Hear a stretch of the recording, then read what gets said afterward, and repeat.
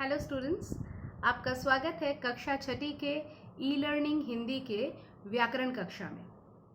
हमने अपने पिछले कक्षा में वर्ण विचार नामक जो पाठ है उसकी शुरुआत की थी और हमने वर्णों के बारे में जाना था। वर्ण किसे कहते हैं, अनुस्वार, अनुनासिक, विसर्ग जैसे कुछ खास वर्णों के बारे में जाना था।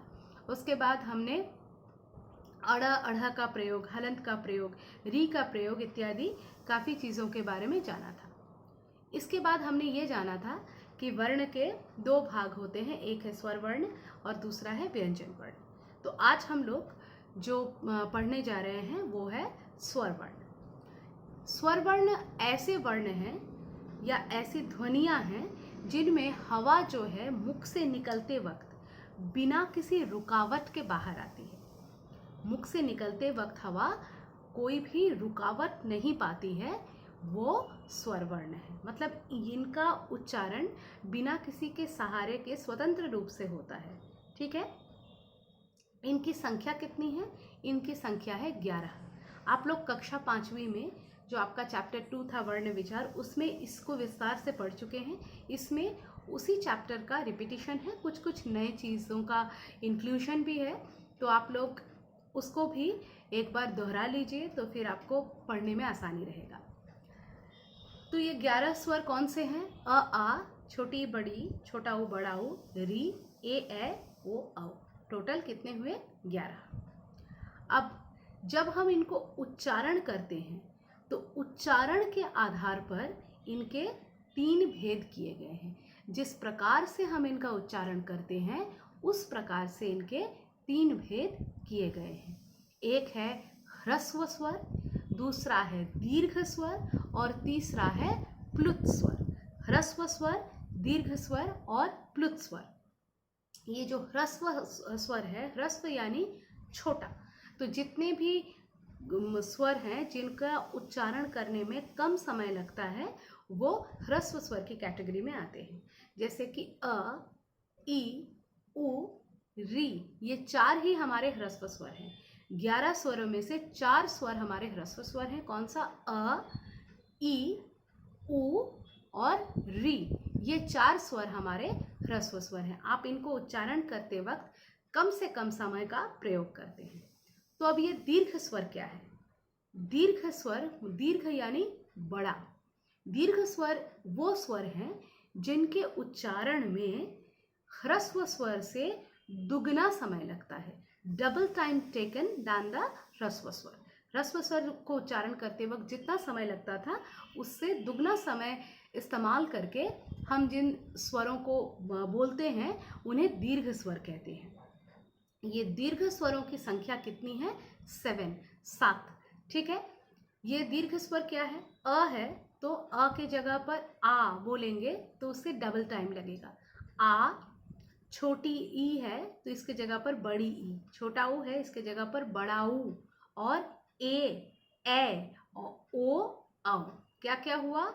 अ, आ, सबसे पहला हमारा जो दीर्घ स्वर है वो है आ, बड़ी ई, बड़ा ऊ, ए, ओ, औ। तो टोटल कितने हुए? 7। ठीक है, तो 4 उधर हुए और 7 इधर हुए। ठीक है, अब है जिस स्वर के उच्चारण में ह्रस्व दीर्घ, इनसे ह्रस्व स्वर से तिगुना समय लगता है, मतलब सबसे अधिक समय लगता है, इसको हम प्लुत स्वर कहते हैं। इसको हम कैसे डिनोट करते हैं? इसको हम एक एस जैसे सिंबल से डिनोट करते हैं।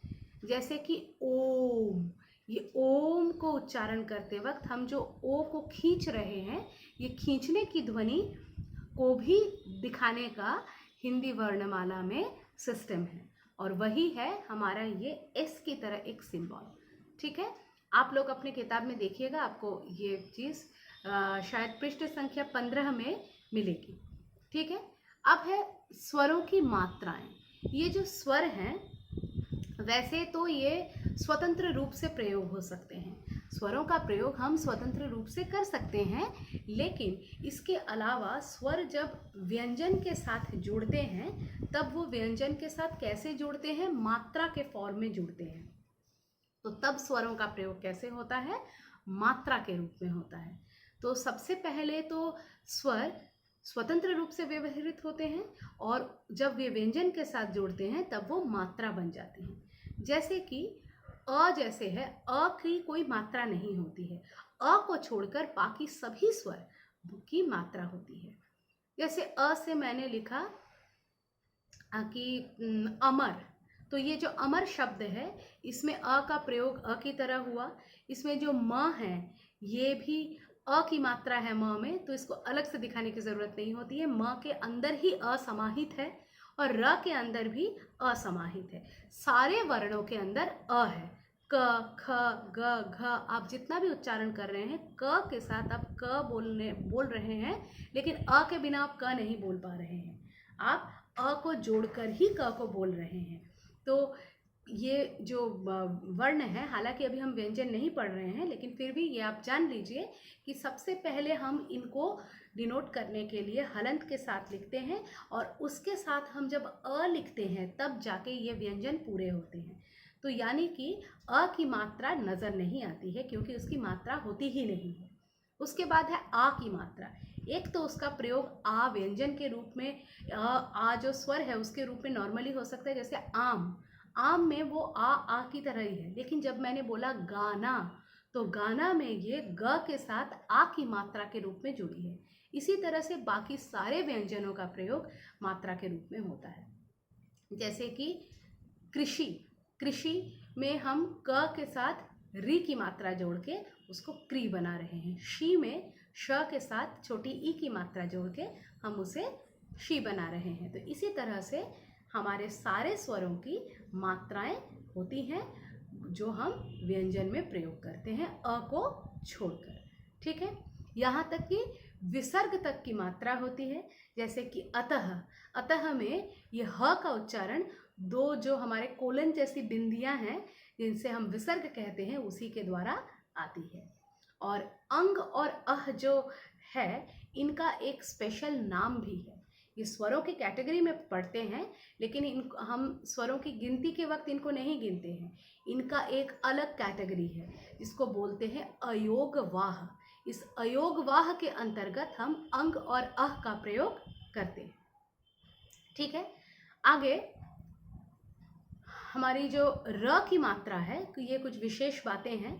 र की मात्रा जो है, मतलब र की मात्रा नहीं, सॉरी, र जो है, र में जब छोटा ऊ या बड़ा ऊ की मात्रा लगाई जाती है तो आप लोग तो जानते ही हैं, फिर भी जान लीजिए कि सब में हम जो हैं ये छोटा ऊ बड़ा ऊ की मात्रा नीचे से लगाते हैं, लेकिन र के में लिखने का एक खास ढंग होता है।